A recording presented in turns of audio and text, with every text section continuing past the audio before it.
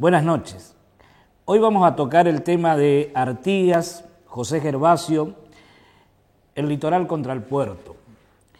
En 1810 la revolución contó con un poderoso enemigo como era Montevideo. Montevideo, una fortificación española que se alió al Consejo de Regencia de España y por ende dio la espalda a la Revolución de Mayo.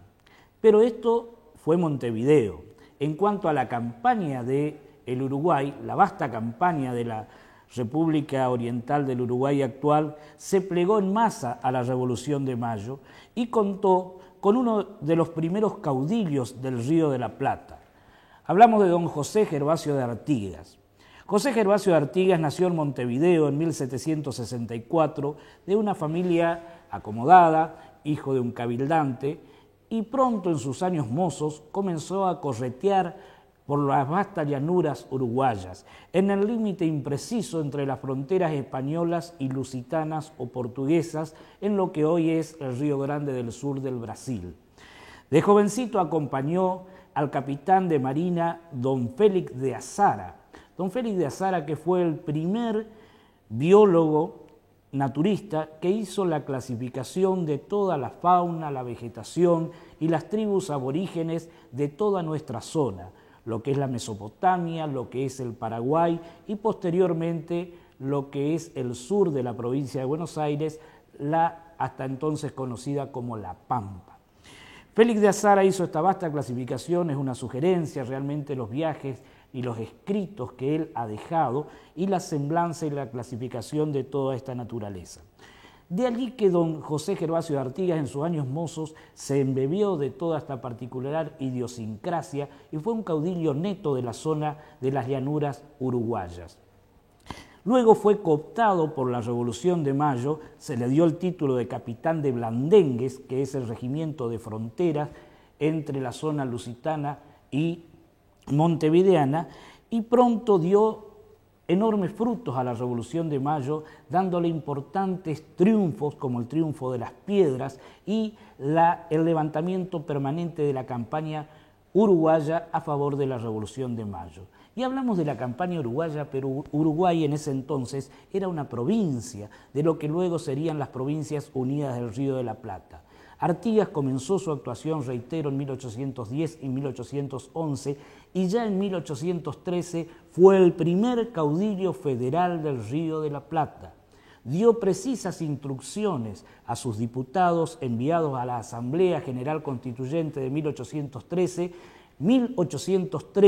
instruyéndoles precisamente para que declaren la independencia total y absoluta del rey de España y de sus sucesores, que la capital esté fuera de Buenos Aires, que el presidente de la Asamblea y posteriormente del país sea rotativo entre los diversos gobernadores, que haya una enseñanza primaria obligatoria y gratuita, que la religión sea libre en toda su extensión y que haya una confederación plena con respeto por las autonomías provinciales.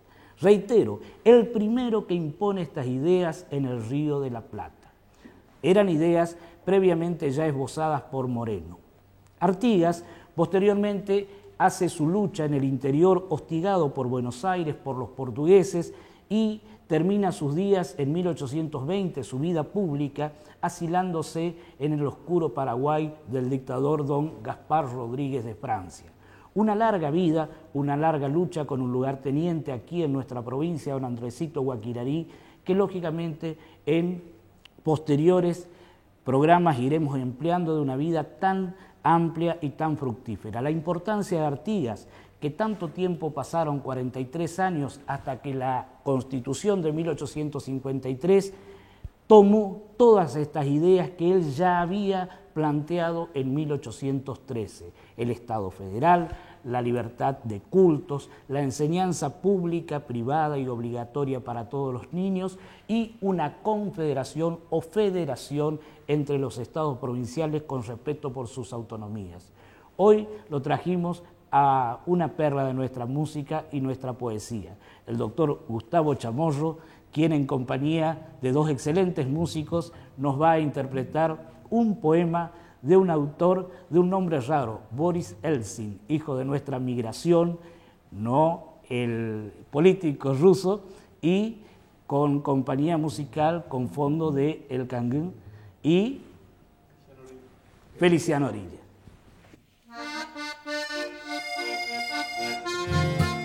Degollalo, Cipriano, degollalo.